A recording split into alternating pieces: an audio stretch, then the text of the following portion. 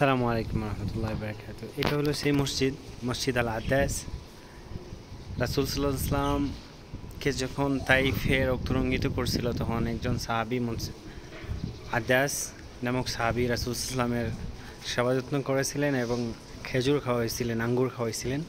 এইটা হচ্ছে সেই মসজিদ। এখানেই আশ্রয় নিয়েছিলেন আমাদের রাসূল হযরত মুহাম্মদ রাসূল সাল্লাল্লাহু আলাইহি ওয়াসাল্লাম। এটা হচ্ছে সেই মসজিদ আদাস।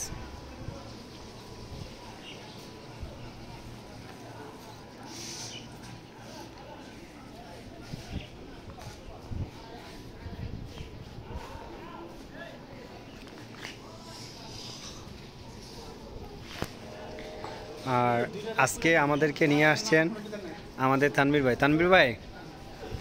ভাই। Hello hello,